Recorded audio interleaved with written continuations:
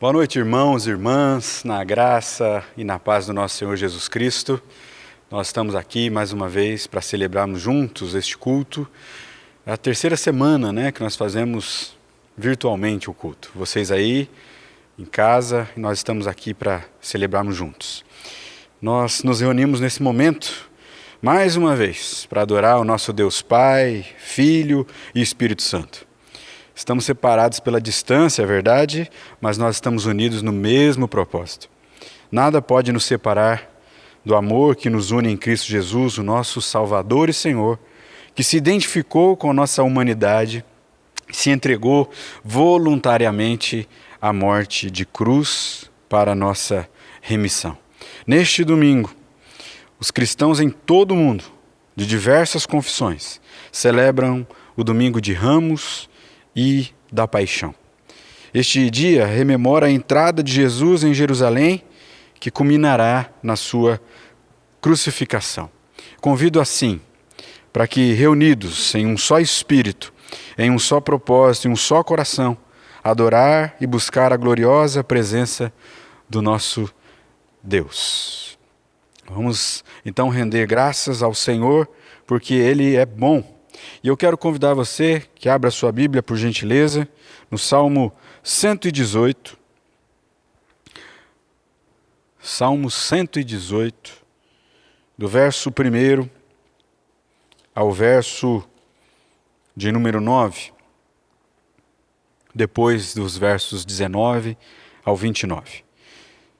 Salmos 118, do verso 1 ao verso de número 9.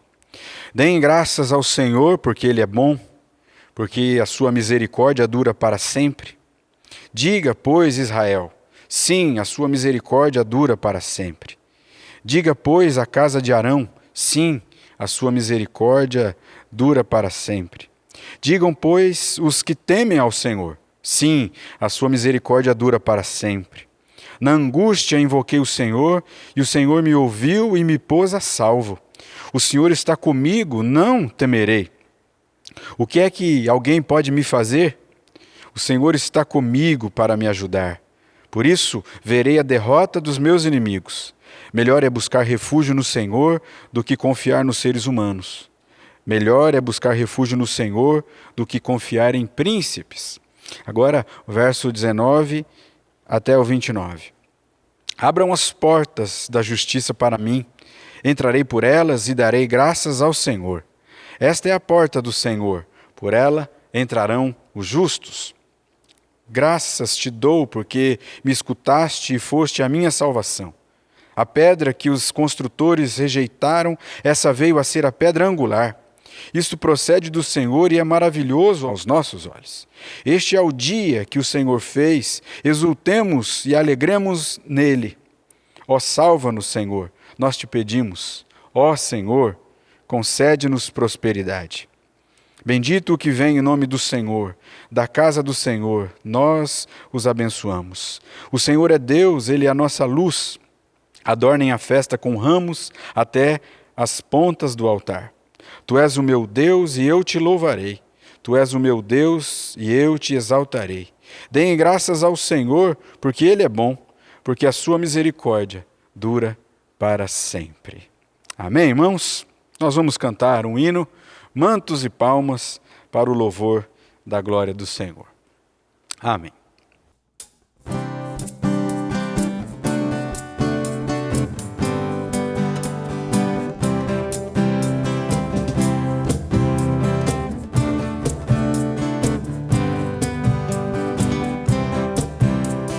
Mantos e palmas espalhando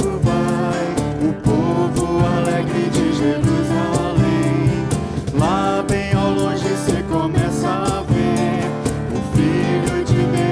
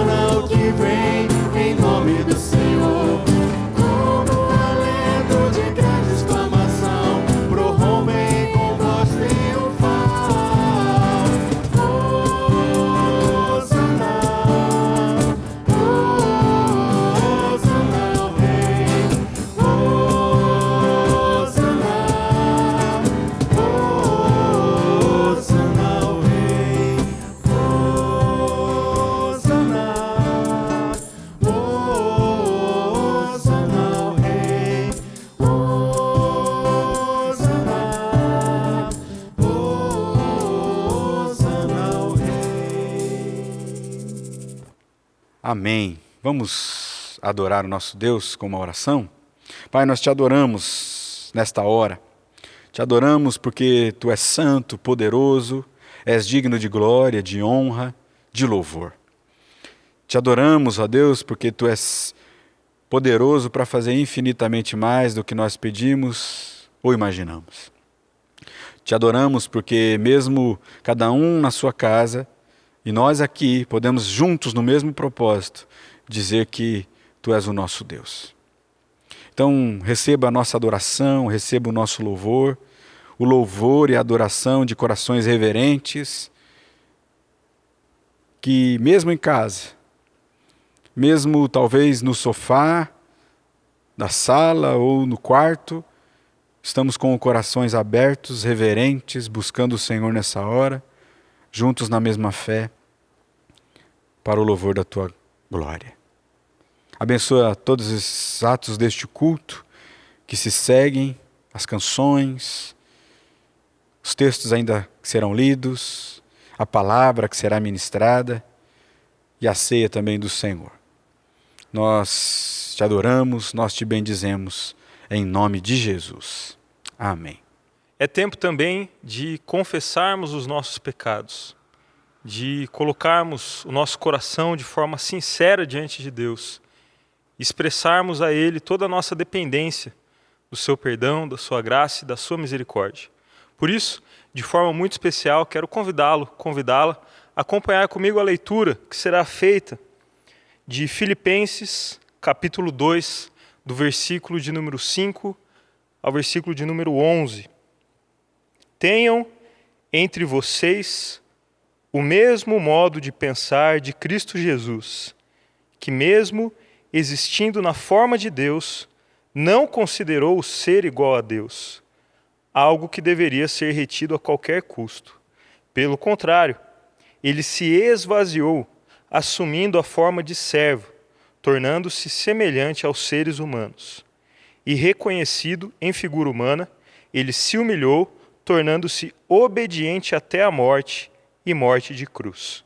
Por isso também Deus o exaltou sobremaneira e lhe deu o nome que está acima de todo nome, para que ao nome de Jesus se dobre todo o joelho, nos céus, na terra e debaixo da terra, e toda língua confesse que Jesus Cristo é Senhor, para a glória de Deus Pai.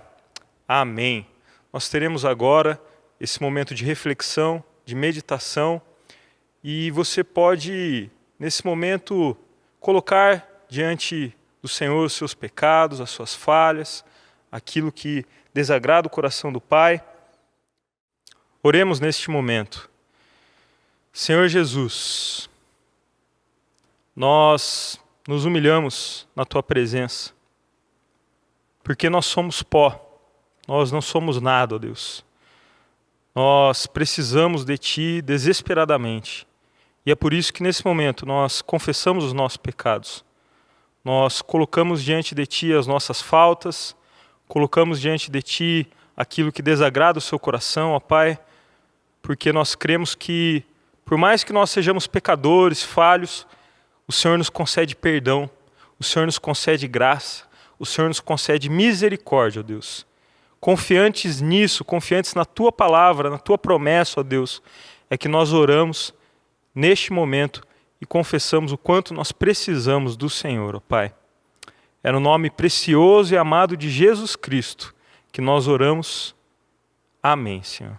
Amém. Na carta do apóstolo Paulo aos Colossenses, capítulo 2, do versículo 13 ao versículo 15, está escrito: E quando vocês estavam mortos nos seus pecados e na incircuncisão da carne, Ele lhes deu vida juntamente com Cristo, perdoando todos os nossos pecados, cancelando o escrito de dívida que era contra nós e que constava de ordenanças, o qual nos era prejudicial. Removeu inteiramente, cravando-o na cruz, e despojando os principados e as potestades. Publicamente os expôs ao desprezo, triunfando sobre eles na cruz. É nesta certeza que podemos declarar que todos os nossos pecados estão perdoados. Glória e louvor ao nosso Senhor e Salvador Jesus Cristo. Amém? Neste momento, de costume, nós nos abraçamos, nós temos um tempo de confraternização.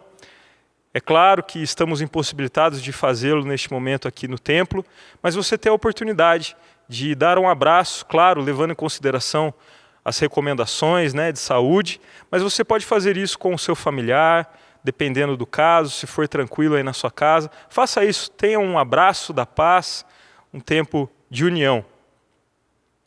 Neste momento também, comumente nós oferecemos a Deus os nossos dízimos, as nossas ofertas, nós colocamos isso diante do Senhor. Então, você que é membro, você que faz parte da EPI Central de Brasília, fique à vontade também para colaborar conforme as suas condições neste momento para com a obra do Senhor. Amém? Vamos louvar a Deus neste momento. Boa noite, irmãos, graça e paz. Estamos aqui mais uma vez para louvarmos juntos o nome do nosso Deus maravilhoso. A nossa oração nesses dias é para que o fruto do Espírito Santo se manifeste na nossa vida, na nossa casa, a mansidão, a alegria, e que a paz que excede a todo entendimento, que guarda a nossa mente e o nosso coração, seja presente, seja derramado sobre a nossa vida, sobre a sua casa, sobre a sua família nesses dias que temos passado de isolamento social, mas que tenhamos a certeza da presença do Espírito Santo, desse Deus que é nosso consolo, desse Deus que é o nosso abrigo e em quem nós podemos confiar.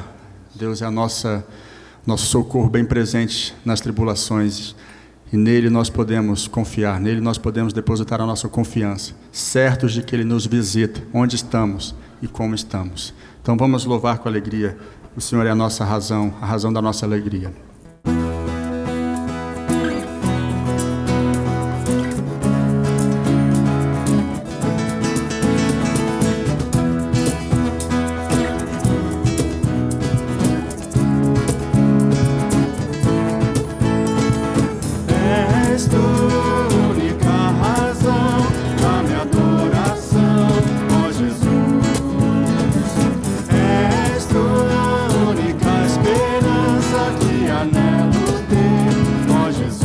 Confiamos em Ti, Senhor. Confiei em Ti, fui ajudado e a salvação, Tua salvação tem alegrado. Hoje há gozo em meu coração, com meu canto Te louvarei. Eu Te louvarei, Te glorificarei. Eu Te louvarei, única razão da minha alegria. És tu única razão da minha adoração, ó Jesus. És tu única esperança que anelo ter, ó Jesus. Confiei em Ti, fui ajudado, Tua salvação tem me alegrado.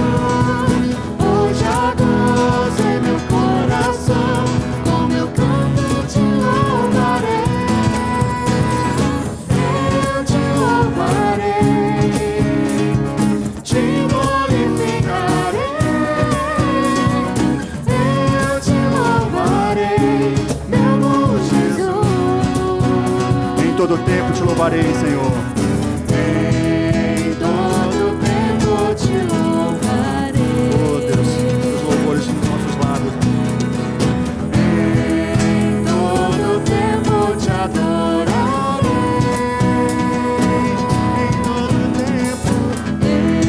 Em todo tempo Te louvarei. Em todo tempo Te adorarei.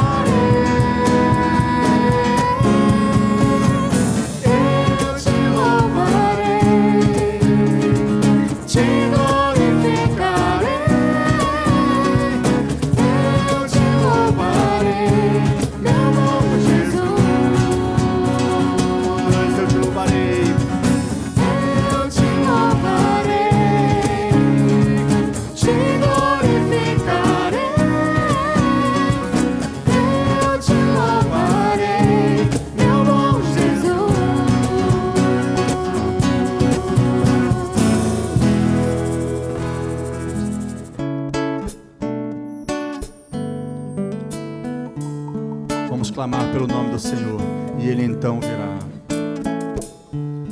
Diga para os temerosos, não há nada a temer. Creia nisso, meu irmão. Poderoso é o teu Senhor, quando clama seu nome. Deus vem ao nosso encontro, Senhor. Ele então virá. Ele vem pra te salvar. Ele vem para te salvar. Diga ao cansado, o teu Senhor virá.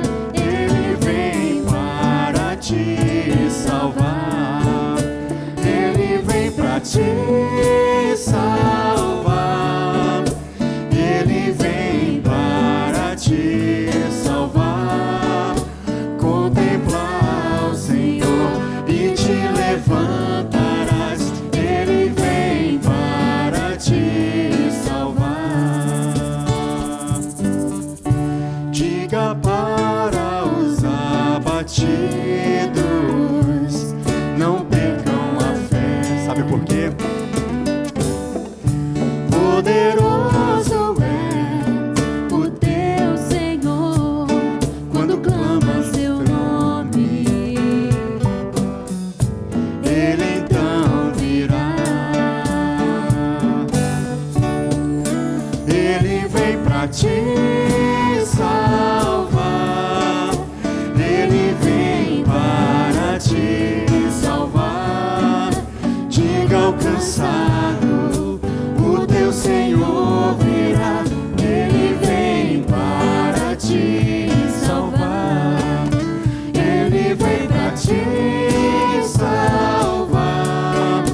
Ele vem para te salvar. Contemplar o Senhor e te levantarás. Ele vem para te salvar. Ele é o teu refúgio em meus lugares, um escudo na tempestade, uma torre na tristeza, fortaleza em meio à batalha. Ele vem pra te salvar. Ele vem para te salvar. Diga ao cansado, o teu Senhor virá. Ele vem para te salvar. Ele vem para te salvar. Ele vem para te salvar. Contemplar o Senhor e te levantarás. Ele vem para te salvar. Contemplar o Senhor e te levantarás. Ele vem para te salvar.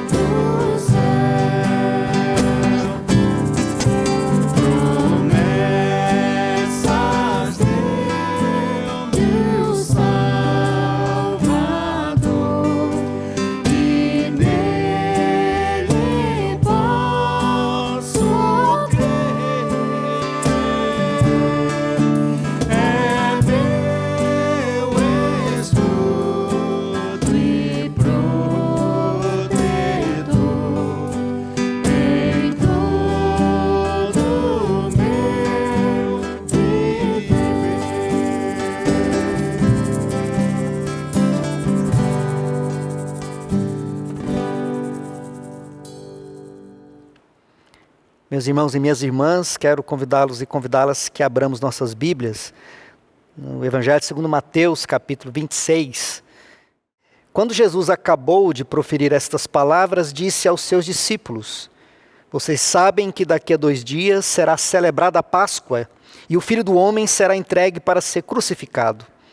Então os principais sacerdotes e os anciãos do povo se reuniram no palácio do sumo sacerdote chamado Caifás e deliberaram prender Jesus à traição e matá-lo.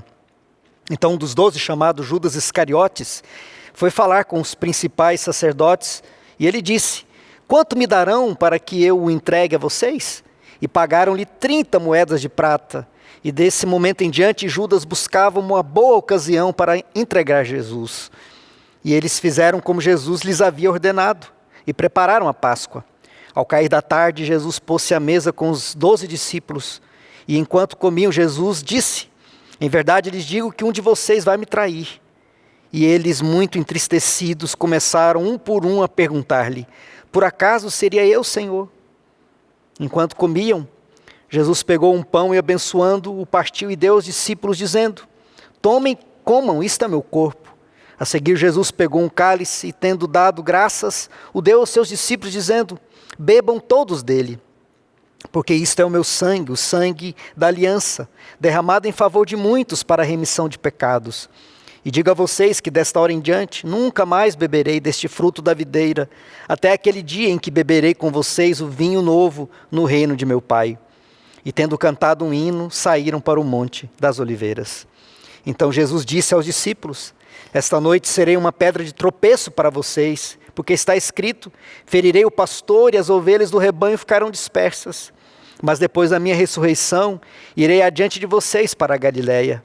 Mas Pedro, tomando a palavra, disse a Jesus: ainda que o Senhor venha a ser um tropeço para todos, nunca o será para mim. Mas Jesus lhe disse: em verdade lhe digo que esta noite, antes que o galo cante, você me negará 3 vezes. E Pedro insistiu: ainda que me seja necessário morrer com o Senhor, de modo nenhum o negarei. E todos os discípulos disseram o mesmo. E enquanto Jesus ainda falava, eis que chegou Judas, um dos 12, com ele grande multidão com espadas e porretes, vinda da parte dos principais sacerdotes e dos anciãos do povo. Ora, o traidor tinha dado a eles um sinal: aquele que eu beijar é esse, prendam-no. E logo, aproximando-se de Jesus, Judas disse: salve, mestre, e o beijou. Jesus, porém, lhe disse: amigo, o que você veio fazer? Nisto, aproximando-se eles, agarraram Jesus e o prenderam. E eis que um dos que estavam com Jesus, estendendo a mão, sacou da espada e, golpeando o servo do sumo sacerdote, cortou-lhe a orelha. Então Jesus lhe disse: coloque a espada de volta no seu lugar, pois todos os que lançam mão da espada, a espada perecerão. Ou você acha que não posso pedir a meu Pai, e Ele mandaria neste momento mais de 12 legiões de anjos? Mas como então se cumpririam as Escrituras, que dizem que assim deve acontecer? Naquele momento, Jesus disse às multidões: vocês vieram com espadas e porretes para prender-me, como se eu fosse um salteador. Todos os dias no templo eu me assentava ensinando, e vocês não me prenderam. Tudo isto, porém, aconteceu para que se cumprissem as Escrituras dos profetas. Então, todos os discípulos o deixaram e fugiram. Então, todos os discípulos o deixaram e fugiram. Oremos. Deus bendito, esta é a tua palavra. O Senhor, pela ação do teu Espírito Santo, a inspirou. Agora pedimos-te, Senhor, que ilumine a nossa mente e o nosso coração para que possamos compreendê-la. Fale conosco. Nós precisamos ouvir a tua voz. Precisamos ouvir a tua palavra, que é alimento para a nossa vida. Nós oramos no nome santo de Jesus, nosso Senhor e nosso Salvador, hoje e sempre. Amém. Amados irmãos e irmãs, a partir desse domingo, nós iniciamos a chamada Semana da Paixão, a Semana da Páscoa, que antecede a Semana da Páscoa, o domingo de Páscoa. O evangelho que nós lemos, capítulo 26 de Mateus, inicia as narrativas que culminarão na paixão de Jesus. Hoje, domingo de Ramos e da Paixão, como o pastor já disse, inaugura essa semana chamada Semana da Paixão. O próximo domingo será domingo de Páscoa, ou domingo da ressurreição. O domingo de Páscoa é cheio de esperança, é cheio de luz. E o comércio lucra muito com a imagem da esperança renovada. A expressão Feliz Páscoa, que será dita nos próximos dias, é uma expressão tão comercializada que a maioria das pessoas sequer sabe o que ela significa. A Páscoa é no próximo domingo, o domingo da ressurreição. Mas para os cristãos, o domingo de Páscoa só tem sentido porque houve uma semana da paixão, porque houve uma sexta-feira da paixão, no qual Cristo se entregou voluntariamente por amor a cada um de nós. E aqui, amados, nesse texto, um texto longo que nós lemos do Evangelho, com inúmeras narrativas, quero começar destacando a importante lição que nós temos nos primeiros 4 versículos do texto que nós lemos. E a lição é que Jesus não deixa dúvida alguma quanto ao que ele veio fazer. Ele veio morrer. Jesus já havia antes dito sobre a sua morte, mas nesses primeiros versos do Evangelho de Mateus, capítulo 26, ele fornece detalhes acerca de como será essa morte. O texto que nós lemos nos diz que os principais sacerdotes e os anciãos do povo se reuniram no palácio do sumo sacerdote, chamado Caifás, e deliberaram prender a Jesus. O Senhor havia dito que ele, em poucos dias, seria morto por eles. Sabemos que Jesus morrerá numa cruz. Nesses dias, os nossos olhos voltam para a cruz de Cristo. Ao contrário do domingo de Páscoa, o domingo da paixão não tem festa comercial, não tem banquete, não tem propaganda na TV. A cruz não tem apelo comercial. A cruz tem cheiro de morte, tem cheiro de dor, tem cheiro de renúncia, tem cheiro de entrega. A nossa sociedade gosta de esperança vazia, do banquete sem celebração, da festa sem sentido, do barulho sem harmonia, do ajuntamento sem comunhão, do amor líquido, de amor sem doação, de caridade sem solidariedade, de solidariedade sem amor. Não há lugar para uma sociedade assim. O sentido da cruz não faz sentido algum para um mundo assim. A visão da cruz é a visão do drama, do terror, da noite escura. A visão da cruz é da solidão absoluta, da dor que faz gemer, do corpo que é vitimado, do corpo que é torturado, do corpo que é abandonado. A cruz é o paradoxo da justiça de Deus que sofre a injustiça dos homens. A cruz é o paradoxo do amor redentor que sofre a maldade dos homens. A cruz é o paradoxo da renúncia do Deus Todo-Poderoso que sofre sob as mãos dos poderes exercidos por governantes sem escrúpulos, por religiosos gananciosos. A cruz é o paradoxo da santidade de Deus que sofre pela hipocrisia da religião dos homens. A cruz é o paradoxo do amor de Deus perante religiosos que não amam a Deus, que amam a si mesmos, que o seu Deus é o seu próprio ventre, um ventre que nunca satisfaz. A cruz é o paradoxo do todo-poderoso Deus que se doa, que se entrega, que se humilha diante da opulência de religiosos e governantes que possuem poder limitado, mas que não se curvam diante de Deus, que lavam as suas mãos, que não se importam, que viram as costas, que acham que tudo que possuem é só para si mesmos, para encher os seus celeiros, para regalar-se diante da vida e dizer como Salomão: tudo que os meus olhos viram, tudo que o meu coração desejou, não lhes privei de coisa alguma. Por conta de tudo isso, não se pode fazer comércio com a cruz. Se faz comércio com falso cristianismo, se faz comércio com falso cristianismo, mas não com a cruz. Não com a cruz de Jesus, não com Jesus da cruz. Então nós descobrimos que não apenas do lado de fora, mas também do lado de dentro da fé cristã, há muitos que não gostam da cruz, que fogem dela, que negam a cruz. Mas sem a cruz, nosso cristianismo não é o cristianismo de Jesus Cristo. Sem a cruz, nossa fé não é a fé no Salvador. Nossa fé carece de resposta. Não há como negar a cruz. A cruz é tão essencial para a fé cristã que ela se tornou o seu principal símbolo. É claro que a cruz era instrumento de condenação. Como instrumento de condenação, ela provocava medo, terror, angústia. Mas os cristãos entenderam que não era possível falar da fé cristã no Cristo sem a cruz. Seria um absurdo você usar um pingente com uma forca ou um pingente com uma cadeira elétrica.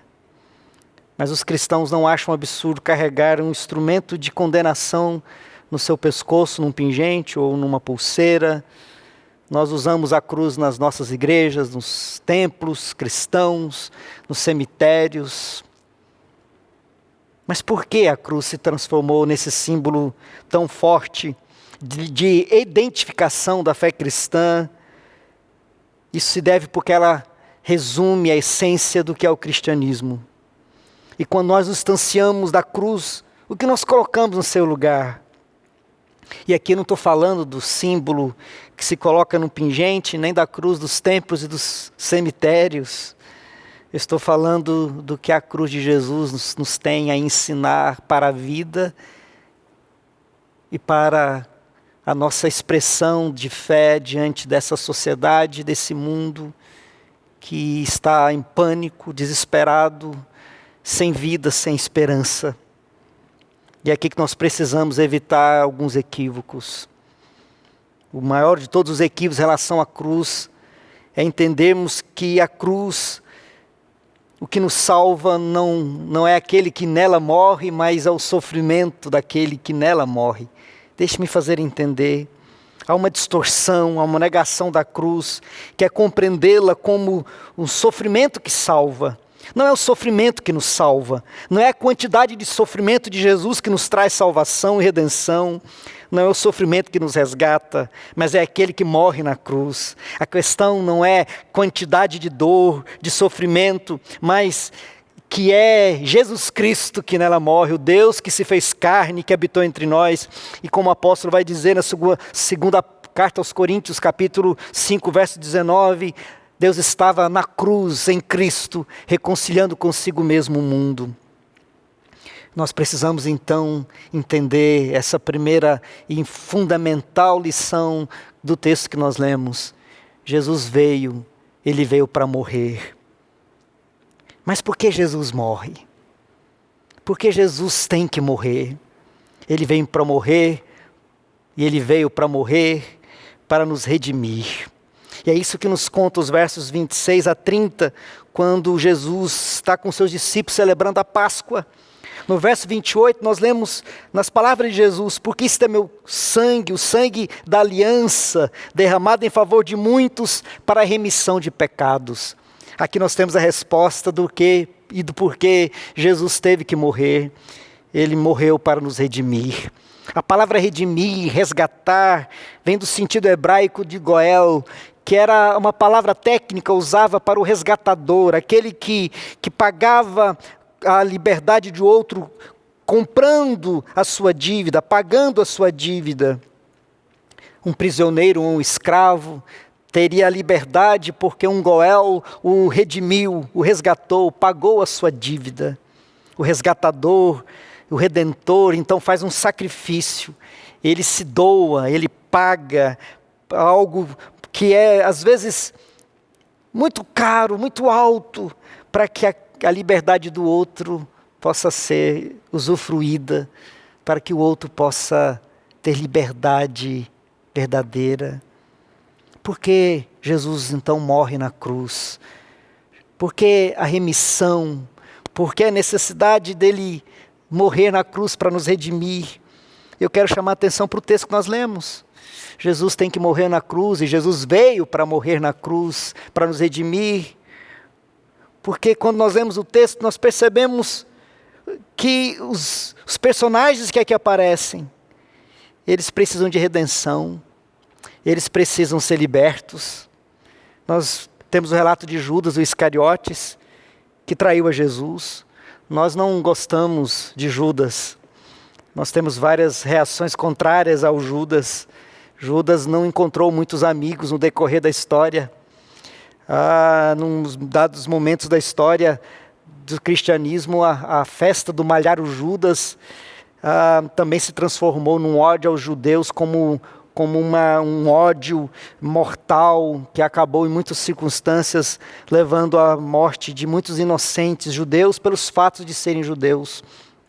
Daí que vem a expressão judiar, maltratar, fazer o judeu sofrer. Nós não podemos esquecer que Judas traiu, mas ele traiu porque alguns estavam interessados nessa traição. Os religiosos distantes de Deus pagaram as 30 moedas. Estes mesmos religiosos que ajudaram o Herodes lá no início do Evangelho de Mateus a descobrirem onde o menino Jesus deveria nascer. Esses religiosos não andam de acordo com Deus, eles estão contra a vontade de Deus. O amor sofre muito. Jesus sofre com o Judas que trai, com os religiosos que viram as costas para Deus. Jesus chorou olhando para Jerusalém. Jerusalém, Jerusalém, que mata os seus profetas. Lembremos-nos de Pedro, no seu amor apressado nas palavras. Ele diz, jamais te negarei. Mas nós sabemos que ele negará 3 vezes. O amor sofre, Jesus sofre, como ele sofre. Lembremos-nos dos discípulos, no texto que nós lemos na última porção do Evangelho, quando Jesus é preso, um dos discípulos saca a sua espada, o Evangelho de João nos diz que é Pedro, saca a sua espada e corta a orelha do soldado. Ele quer resolver o problema pela violência. Ele acha que pode salvar Jesus com a violência. Jesus diz, não use a espada, acorde a sua espada. A violência só produz violência. Aquele que usa a espada, por ela será também atingido. E o texto termina dizendo que todos fogem. Quanto o amor sofre, quanto o amor sofre. Vale a pena amar. Vale a pena amar homens que negam, que traem, que fogem, que tentam usar da violência. Alguém pode objetar, se Deus é de fato um Deus de amor, porque Ele apenas não perdoa então esses erros, esses equívocos? Porque Jesus tem que passar por todo esse sofrimento? Por que Jesus tem que sofrer numa cruz para redimir, para salvar? Por que Ele tem que ser dado como resgate, redentor? Nós não podemos esquecer, Jesus não teve que morrer, apesar do Deus que é todo amor. Jesus teve que morrer por causa do imensurável, incomensurável, inexplicável amor de Deus. Jesus morreu porque Deus nos ama, não apesar, não obstante Deus nos amar. Alguns objetam dizendo isso, né? Deus é tão bom, tão maravilhoso, tão amoroso, porque Ele não perdoa a todos, porque Ele não dá um decreto de perdão para todos os seres humanos da face da terra. Isso não pode acontecer e nós sabemos por que não. Deixe-me falar com você e pensar com você. Pense um pouco sobre isso. Pense nas pessoas difíceis que nós temos que amar. É claro que se nós tivéssemos a possibilidade de amar alguém sem qualquer problema, sem qualquer dificuldade, sem qualquer transtorno, sem qualquer problema emocional, sem qualquer enfermidade, uma pessoa certinha, que não faz nada de errado, isso seria fácil, absolutamente fácil, poderíamos dizer. Mas vamos supor que alguém assim exista. Nós sabemos que essa pessoa não existe. Todos nós sabemos quando olhamos no espelho, quanto nós precisamos reconhecer as nossas deficiências, as nossas fragilidades, os nossos pecados. Søren Kierkegaard fala no livro As Obras do Amor, que o amor tudo pode, ele pergunta, o amor tudo pode? Se o amor tudo pode, ele pode ser vencido pelo ódio? Ele pode ser vencido pela indiferença, ou mesmo pelo desejo interesseiro do outro? Então, se o amor pode ser vencido pelo ódio, se ele pode ser destruído pela indiferença, se ele pode ser diminuído quando o outro age por interesse, então significa que o amor é menor, que o amor então não pode? Mas a Bíblia diz que o amor tudo pode. Então não é esse amor verdadeiro que desfalece, que se torna indiferente, que age com violência. Isso é uma distorção do amor. O amor entre nós humanos, no entanto, nós sabemos disso. O amor entre nós humanos é capaz de fazer coisas incríveis.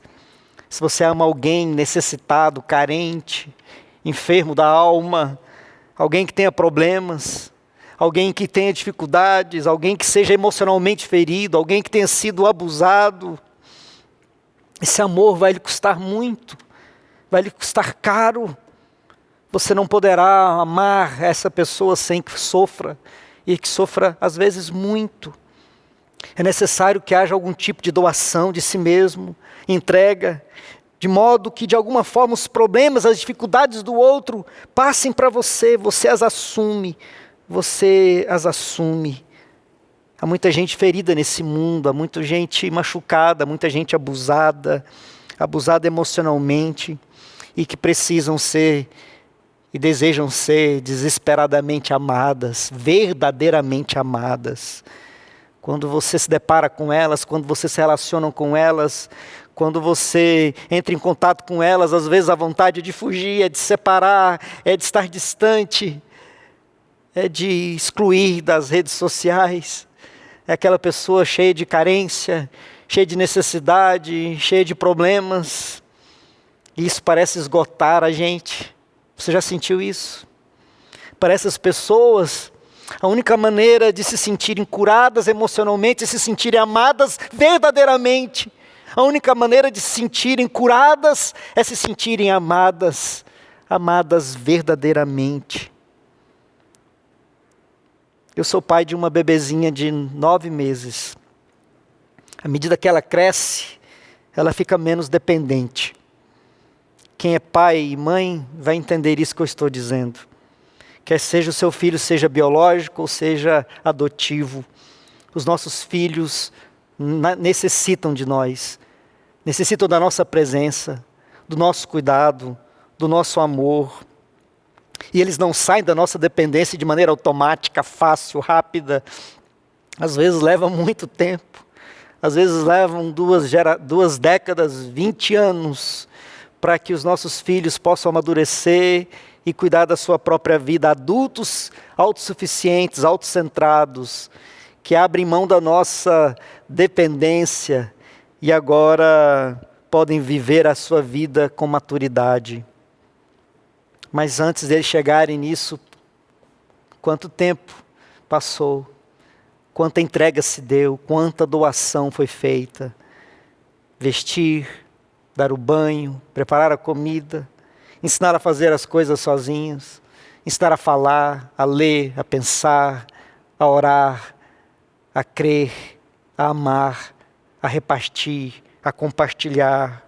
E a menos que você e eu, como pai, nos doemos, nos sacrifiquemos nosso tempo, às vezes sacrifiquemos nossa liberdade, os nossos filhos nunca crescerão de maneira saudável, nunca serão gente adulta de verdade. O fato é que nesse nosso tempo, muitos pais acabam abrindo mão dessa decisão de se doar, de se entregar para formar filhos maduros, emocionalmente maduros. O que vemos são muitos que continuam imaturos emocionalmente, porque continuam dependentes, continuam ainda vulneráveis, continuam cheios de carências. Agora pense comigo, mesmo nós, seres humanos imperfeitos, sabemos que não se pode simplesmente negligenciar o mal, o erro, a carência, a dor, o sofrimento, o abuso do outro, sem que para resolver, sem que para curar, sem que para aliviar, sem que para fazer o outro crescer, não tenhamos que amar, nos doar, nos entregar. Deixar para lá, deixar de lado, ignorar, não resolve, não cura. Aprisiona o outro no seu erro, no seu sofrimento, no seu fracasso. É preciso fazer algo, é preciso algum pagamento, é preciso resolver, e para resolver tem um custo, tem um preço. Esse é o conceito fundamental do texto que nós lemos. Jesus veio, ele veio para morrer, E Ele veio para morrer, para nos redimir, porque nós precisamos do amor capaz de nos curar, de nos salvar, nos arrancar da nossa carência de amor verdadeiro, capaz de nos arrancar das nossas crises, dos nossos temores, dos nossos medos, do nosso pecado, da nossa indiferença, da nossa incapacidade de amar, de ser solidário, de ser proclamador da paz em vez da violência, do amor e não do ódio. A dívida tinha que ser paga. E Deus foi incrivelmente amoroso, absolutamente amoroso, totalmente amoroso, que se dispôs a morrer a fim de pagar Ele mesmo o que nós não podíamos fazer. Como o apóstolo Paulo escreveu em João capítulo 15, verso 13, ninguém tem maior amor do que esse, disse Jesus, de dar a sua vida pelos seus amigos. Quanto amor, quanta dor, uma cruz que une a justiça de Deus e o amor de Deus. Na cruz Deus estava em Cristo nos reconciliando, Ele pagou o preço, Ele veio para morrer e Ele se ofereceu em resgate para nos redimir. Jesus é o Redentor. Quanto amor, quanta dor, uma cruz. Meu Jesus suportou a solidão, Ele suportou a cruz, Ele me amou, Ele te amou até o fim para te redimir. Quero terminar com uma oração escrita no século XVI. Quando tu quiseste me conduzir, eu tomei o controle da minha vida. Quando tu quiseste me governar, eu me dirigi a mim mesmo. Quando tu quiseste cuidar de mim, eu me bastei a mim mesmo. Quando eu devia depender de tuas provisões, eu abasteci de mim mesmo. Quando eu devia me submeter à tua providência, eu seguia o meu desejo. Quando eu vi estudar, amar, honrar e confiar em Ti, eu trabalhei para mim mesmo, falhando e corrigindo as Tuas leis, para concordarem comigo, em lugar da Tua, busquei a aprovação dos homens. Eu sou por natureza um idólatra. Senhor, meu maior desejo é levar meu coração de volta a Ti. Convença-me que não posso ser meu próprio Deus, ou me fazer feliz a mim mesmo, nem ser meu próprio Cristo para restaurar, resgatar a minha alegria, nem ser meu próprio Espírito para me ensinar, me conduzir e me dirigir. Ajuda-me a ver que a Tua graça age por meio da aflição providencial, da dor que às vezes eu não aceito, que eu não entendo, para que quando meu dinheiro for Deus, Tu me jogues para baixo, para que quando meus bens forem meus ídolos, Tu os faças voar para longe, para que quando o prazer for tudo para mim, Tu o tornes amargo. Afasta-me do erro do olhar, da curiosidade do ouvido, da avareza do apetite, da luxúria do meu coração. Mostre-me que nada dessas coisas pode curar uma consciência ferida, sustentar um esqueleto cambaleante, segurar um espírito desviante, salvar um pecador. Então, Senhor, leve-me para a cruz e me deixe lá. Então, Senhor, me leve para a cruz e me deixe lá. Que Jesus nos abençoe. Em resposta à palavra do Senhor, façamos a leitura do Credo Apostólico na linguagem de hoje. Cremos que Deus caminha conosco e nos protege. Cremos que Sua força e bondade são maiores que nossa fraqueza. Cremos que Jesus Cristo está vivo entre nós, sempre disposto a amar-nos e a orientar-nos. Cremos na Sua palavra, registrada nas Escrituras. Estamos comprometidos com Ele e, por Sua causa, com a felicidade de todos os homens. Cremos que o Espírito Santo age em nós. Cremos que é força, sustento e bondade em nossa vida. Por isso, buscamos a integridade de caráter, a vida de paz e de justiça. Buscamos a promoção da fraternidade, tendo do amor o nosso distintivo. Assim, Deus nos ajude.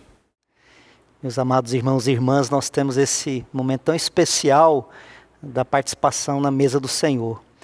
Momento que somos chamados, cada um de nós, a nos sentarmos ao redor da mesa que Jesus mesmo preparou para cada um de nós. Ele que morreu por nós, que nos redimiu com seu grande amor, nos convida a participar dessa ceia, como expressão da nossa fidelidade, do nosso amor, do nosso compromisso com a sua mensagem.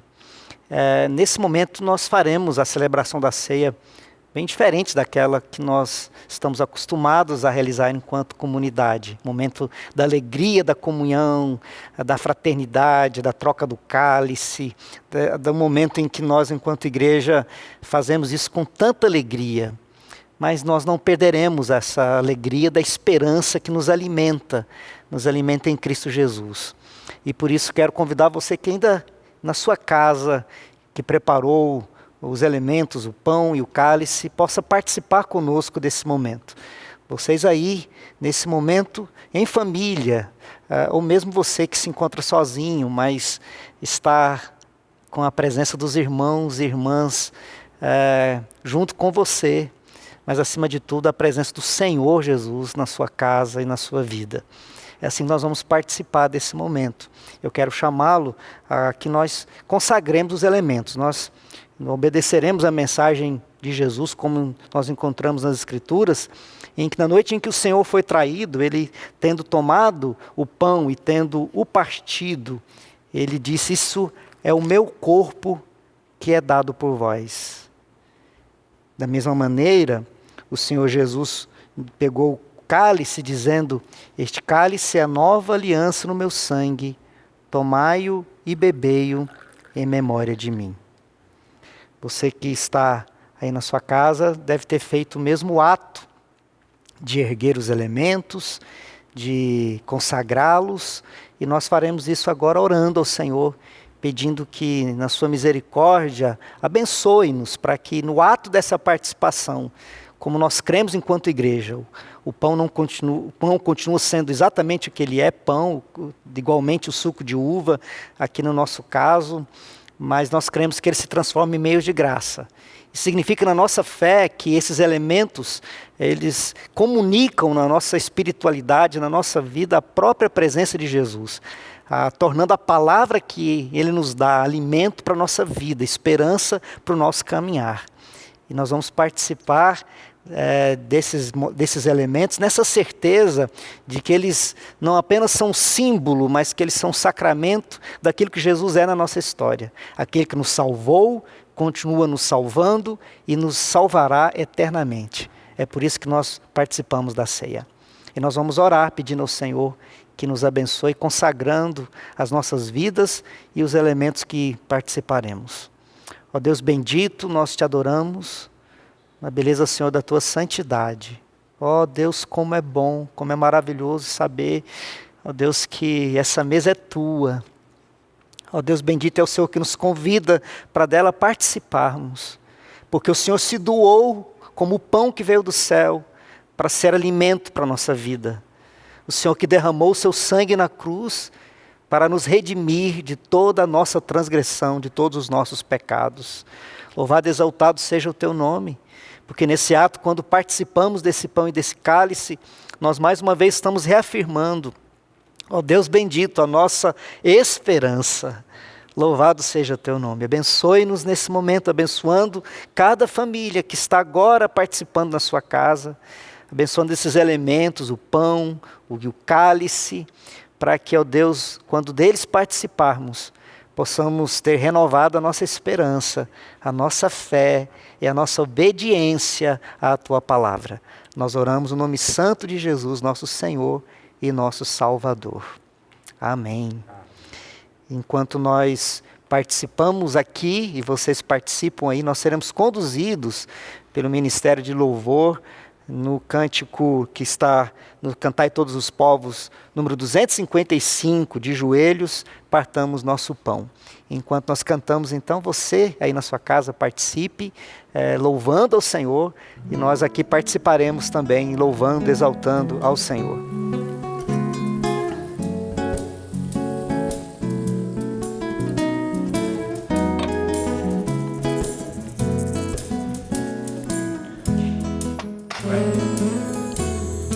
De joelhos partamos nosso pão, de joelhos partamos nosso pão,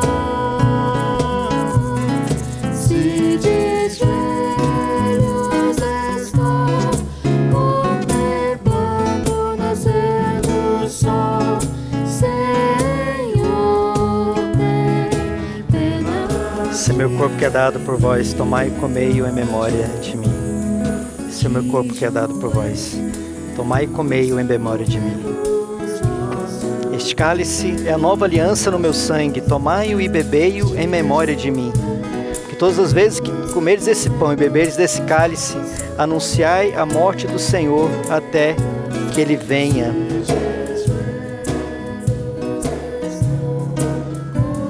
Podemos participar.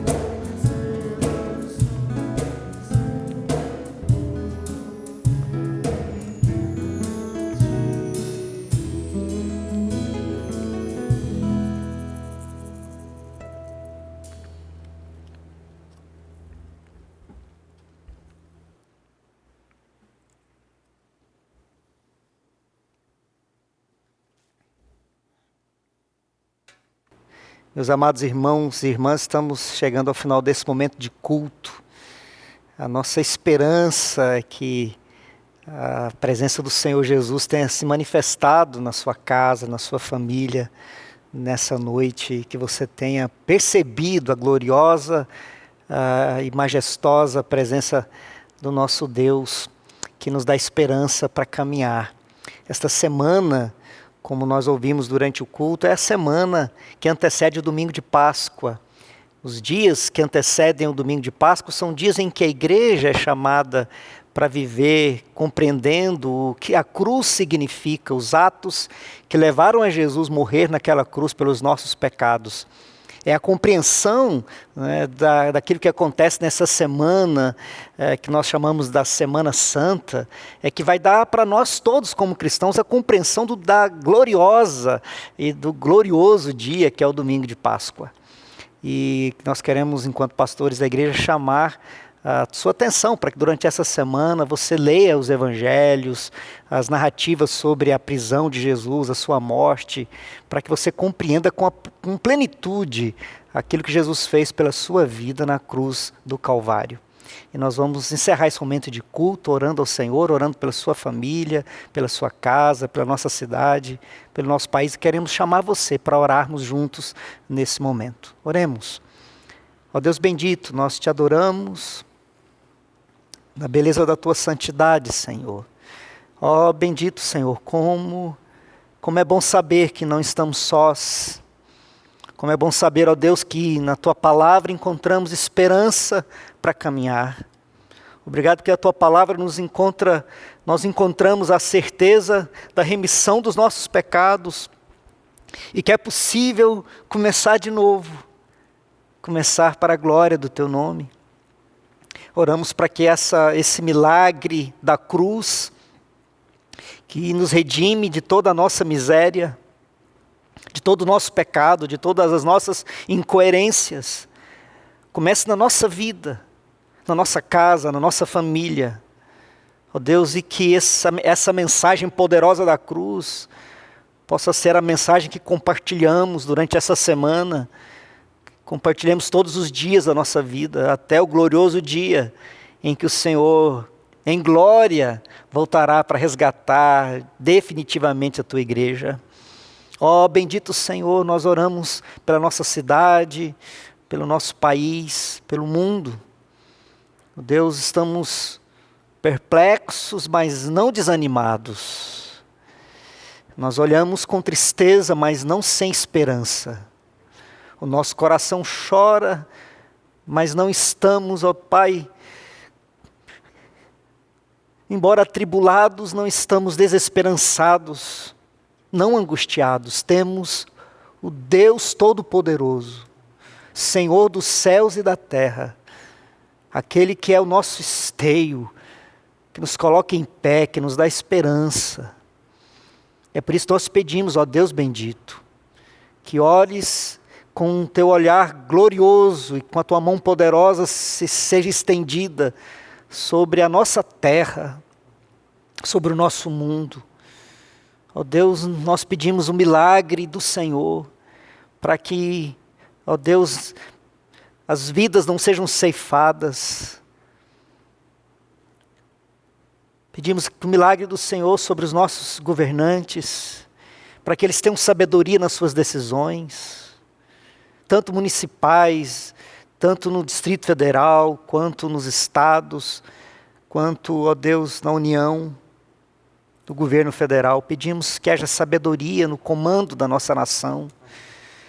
Pedimos sabedoria para que o Senhor abençoe aos médicos, aos enfermeiros, aqueles que estão lutando nos hospitais, não apenas no nosso país, mas no mundo, para que vidas não sejam ceifadas. Oramos pelos estudiosos que estão dedicando seu tempo para descobrir uma cura, uma solução. Que o Senhor, na sua gloriosa presença, no seu glorioso amor, nos faça ver o milagre da tua graça acontecer. E a começar na nossa casa, na nossa família, na nossa cidade, no nosso país. Esse tempo todo seja um tempo que os nossos olhos se abram para compreender que a nossa vida passa. Somos tão efêmeros, tão pequenos, e que precisamos de um grandioso e glorioso Salvador. Que essa mensagem alcance a nossa vida, a nossa família, a nossa cidade, o nosso país e esse mundo, que acima de tudo precisa erguer os olhos e conhecer a Jesus. Nós oramos no nome dele, para a glória dele, hoje e sempre. Amém. Irmãos e irmãs, recebei a bênção do Senhor. Que a graça do nosso Senhor Jesus Cristo, o amor eterno de Deus, o nosso amado Pai, e a consolação do Espírito Santo seja sobre todos nós, a Igreja de Jesus, aqui, em cada casa, em cada lar, em cada família, e na Igreja do Senhor espalhada por toda a terra, hoje e por todo sempre. Amém e amém.